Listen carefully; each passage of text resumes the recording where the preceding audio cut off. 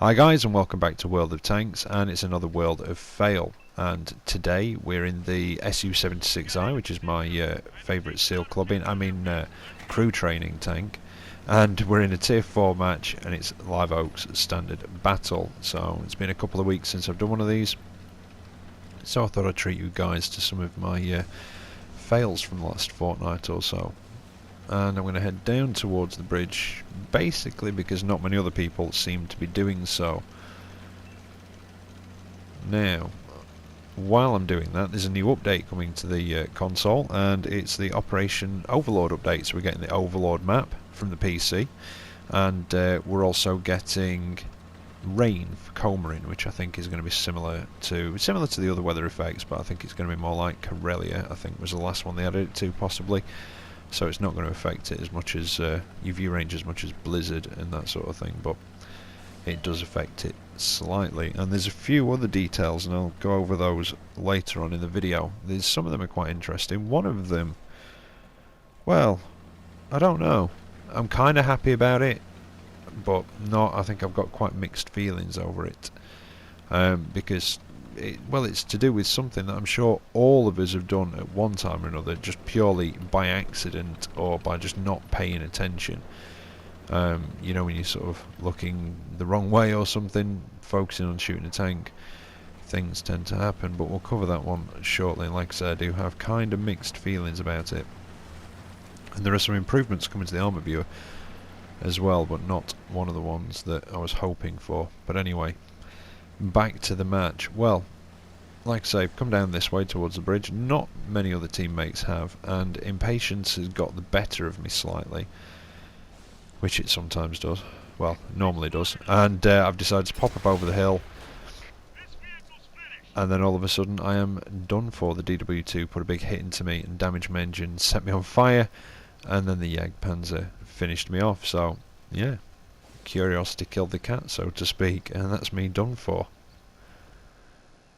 Alright, next match. I'm in the OI Experimental.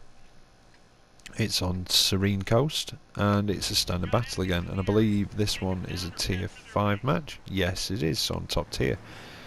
So I was looking forward to having a bit of fun and having quite a decent match. OI Experimentals and OIs, I've not got any further up the line yet, but those two certainly, when you're top tier, you can have some fun in them. So I'm going to head over towards the peninsula. Again, you know, it's quite a decent place for one of these. It's quite a big tank, but there's a couple of lumps and bumps that you can use to your advantage. Your gun depression is quite good, actually. And again, not many other people seem to have come this way, so there's a couple of us, and with me being top tier, and we've got a tank destroyer as well. We've got a light tank that could do some spotting. We should be able to to hold this peninsula. I was going to say take it, but there's nothing to take it from just yet.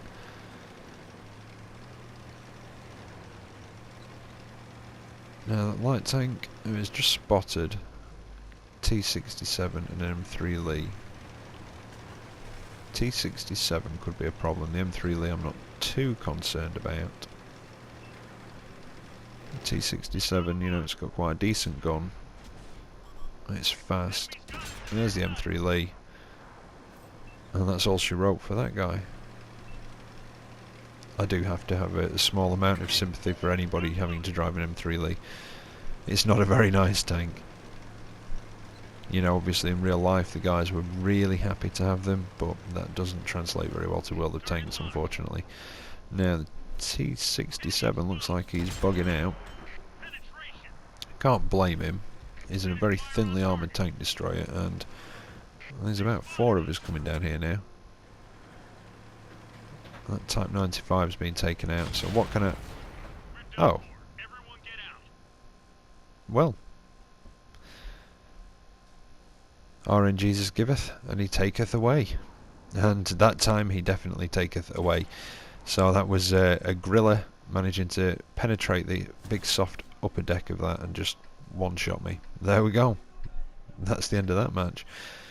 Right, so this time we're in the Centennial. I don't take this out very often at the minute. I don't know, I sort of go in, phases with my tanks, where I'll go in certain ones for quite a while, and I'll go in them quite often, and then I'll sort of swap and go in other ones for a while. But this one I think is a tier, I want to say a tier 10 match, possibly a tier 9 match. Anyway, it's on Thiepval River, and it's a standard battle again. And I was going to pop up to the middle, so I've got quite good gun depression. You can work that middle quite well. But nobody's really coming over this way again, so I decided to pop round and flank just to hold off, well, try and hold off anything that may be coming the other way. But again, while I'm looking for trouble, we'll go through some of those other features of the update. Well, the armour and component viewer is getting the engine fire chance on the engine module viewer. It's getting gun elevation and depression on the gun module, and on the suspension they've actually put terrain resistances in, which is quite good.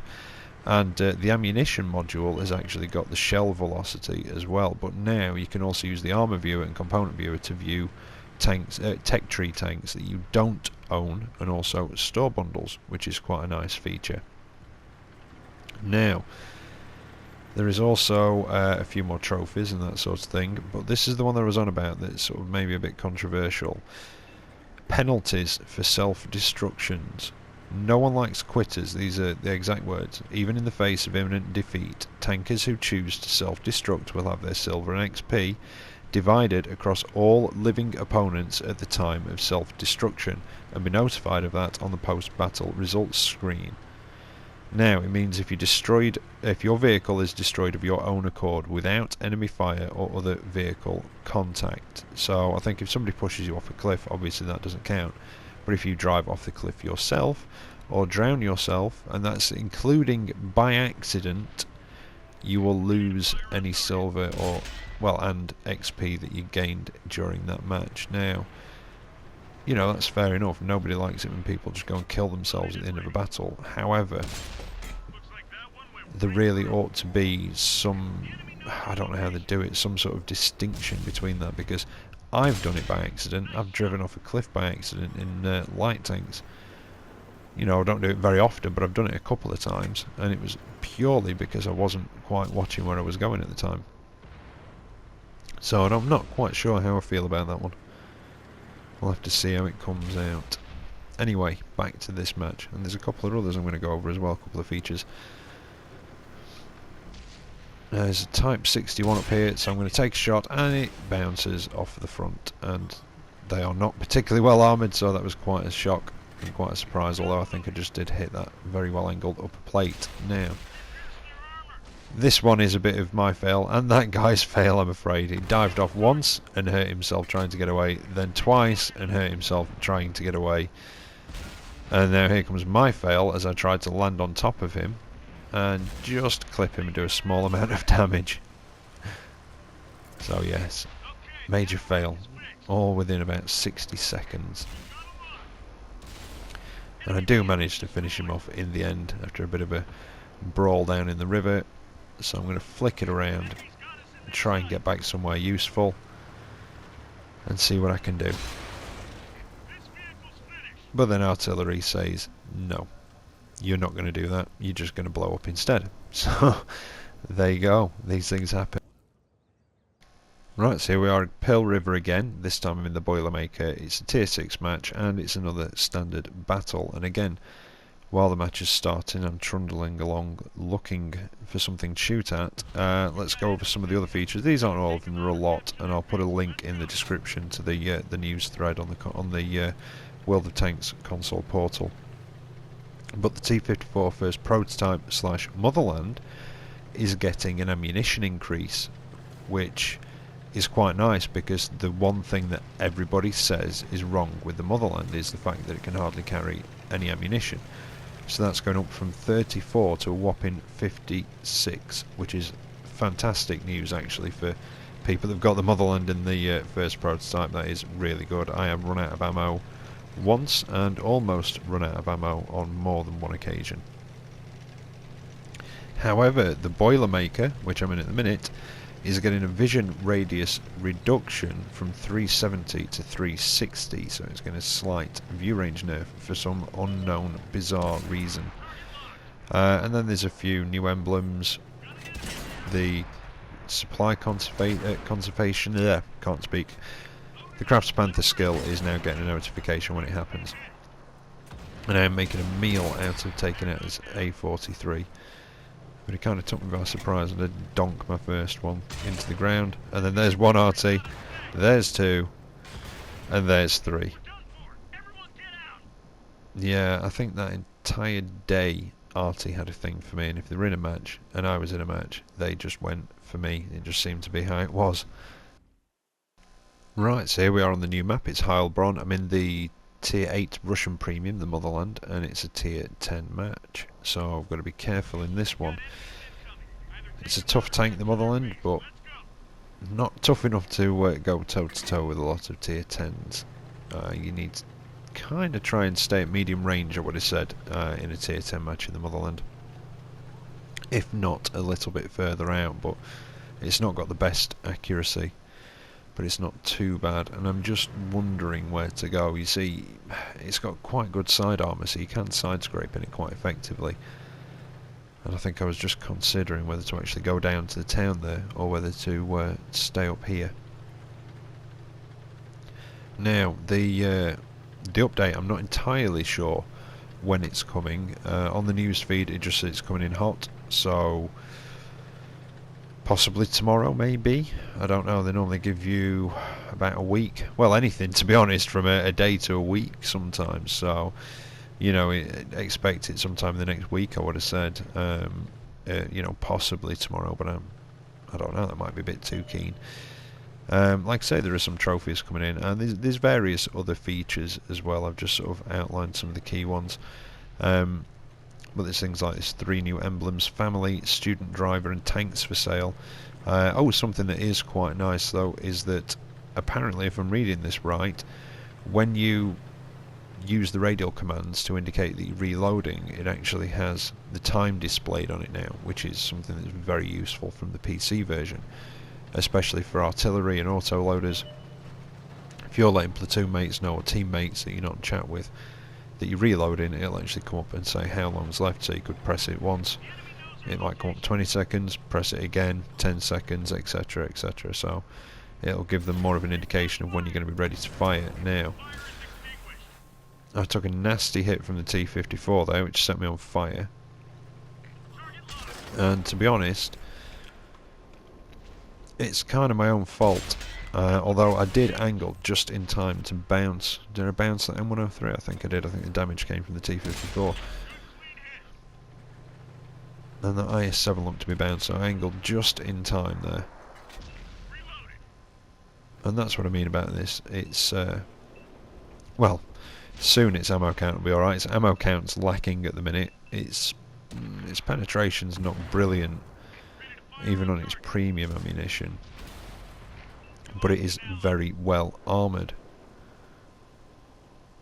and it is good at side scraping, definitely. Now I've got a T125 on my flank for a bit of a futile shot at his commander's hatch, and hoping I'd catch the side of his tank. He's back out again, damages ammo rack, and then he shows me how to damage someone's ammo rack properly by popping my turret off. So thank you very much. I'll make a note of that one and do it properly next time. Now we're back in the Motherland again. This time it's Thiepval Ridge. I think it's a Tier 9 match this time. And again, this one, again, a bit of a mix of my fail and a bit of team fail as well, to be honest. Now, for some reason, my internet was acting up during this match, so it does go a bit laggy here and there. You'll notice it in a moment when an M103 tries to drive through me. Now, I think about the last thing I've got to say about the update is the sizes. The Xbox One, it's a 3.6 gig download. The 360, it's a 100 megabyte title update plus a 1 gig patch download. And on the PlayStation 4, it's a 3.5 gig download as well. And that's about it, really. Like I say, there are other features and various bug fixes, and I'll put a link to the news feed in the description. But I think that's all I've got to say about that now. But yeah, I think I've got mixed feelings about the self-destruction penalty. I think that's I don't know. I think it's a bit harsh for when it is just a genuine accident, and we all have them. I'm sure everybody's done it at least once or twice in their tanking career. I know I've done it about 3 or 4 times, and that's probably just last month. But yeah, it does happen, you know. And like I said, I think that might be a bit harsh for genuine accidents, but it is a good way to prevent people from just suiciding when things aren't going their way. But anyway, back to this, and like I say, a bit of a team fail. If you notice the spread on the map, now there is of course the argument that I shouldn't be out here on my own, and as Jingle says, it's okay if your team are doing the wrong thing as long as you're doing the wrong thing together. So some of you could say that basically I've got it coming to me because I'm out on a flank on my own trying to defend it, but I just couldn't leave it bare, and I was just holding out a bit of hope that somebody else might have just kept an eye on the map, could possibly have seen that this entire flank was open and decided to come and join me, but alas, it was never to be. And then a wild liberty leaps over the ridge to my side and tries to use me as a sort of as a snowplow almost. Somebody should tell them there is no snow, and that's me mobbed and dead. Yep, so then I'm just going to mark on the map where my fresh corpse lies, surrounded by victorious enemies, and then I think I'm going to quit out and just play another tank, because hey, these things happen and there's no point getting stressed about it, you know. Sometimes you're going to let yourself down, other times your team is going to let you down, but if you're going to get stressed about it, then you're going to have a heart attack by the time you're 25. So, you know, you just load out, play the next tank. I know it's frustrating at times, but you know, when you get frustrated, like I say, just take a deep breath, quit out, and go and do something fun, like take your KV2 out, or you know, take your SU-76I out, for instance, that sort of thing. Have a couple of fun rounds, and then get back to the higher tiers. Anyway, back on Heilbronn, I'm in my Jagdpanther, tier 7 German tank destroyer, derping about, smashing into rocks,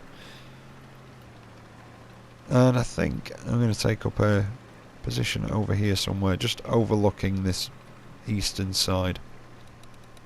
When you start up at the north, there's quite a good position on top of this hill with a bit of cover on it. I mean, you can use this rock and sort of duck behind it, or you can use the soft cover to try and conceal yourself. And I think this is a tier 7 match. And again, I think this is I can't remember if this is impatience getting the better of me again. But I'm going to position myself up here. It's a little bit exposed. I should be able to get down off the top fairly quickly, either forwards or backwards, and either get under the guns or just get in sort of hard cover away from them. And there's normally quite a decent push that comes around, well, roughly where that light tank is now, that T-37, and oh, here we go, this might be the start of it. Enemy Jagdpanther put a good hit through him and damages ammo rack. Does have quite a decent gun, the Jagdpanther, actually, fully upgraded. It's quite good fun. But if you'd rather have the rate of fire, I think you can have the long 88 on it, which has got still 240 damage and a very good rate of fire. I managed to get a hit in on the enemy hammer,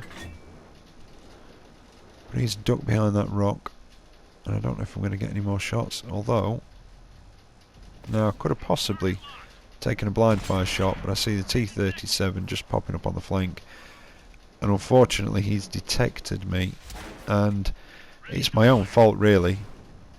I should have backed off as soon as I was detected. You know, I thought I was safe, and I should have just backed off, got into cover, dropped off radar, but I didn't, and I got punished for it by invisible enemies.